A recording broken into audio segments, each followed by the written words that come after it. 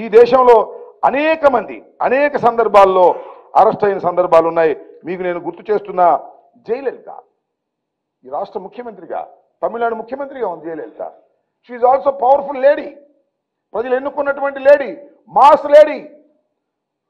చంద్రబాబు లాగా మ్యానిపులేషన్తో వచ్చినటువంటి నాయకురాలు కాదు స్వర్గీయ జయలలిత. ఆమెను ముఖ్యమంత్రిగా ఉన్నప్పుడే ఈ చట్టం సంఖ్యలు వేసి తీసుకువెళ్ళిందని మనం చేస్తున్నాం. సుబు సోరెన్ ముఖ్యమంత్రి, ఆయన కూడా అరెస్ట్ చేశారు.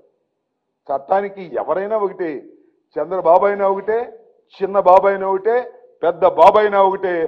చట్టం నుంచి తప్పించుకోలేవు. చంద్రబాబు గుర్తుపెట్టుకో, నీకు కోటాను కోట్ల రూపాయలు దోచిన సొమ్మున్నా నువ్వు మాత్రం చట్టం నుంచి తప్పించుకోలేవు.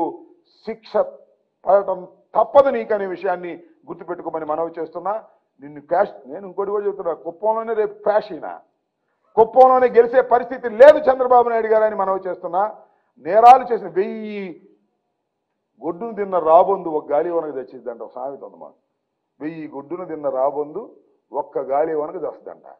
రేపు కొట్టే గాలివానకి ఈ 1000 గొడ్డును తిన్న రాబొందు చావటం ఖాయం, క్రాష్ కావటం ఖాయమని ఈ సందర్భంగా వైఎస్ఆర్ కాంగ్రెస్ పార్టీ తరపున మీ ద్వారా రాష్ట్ర ప్రజానీకానికి మనవి చేస్తున్నానని తెలియపరుస్తూ ఉన్నాను.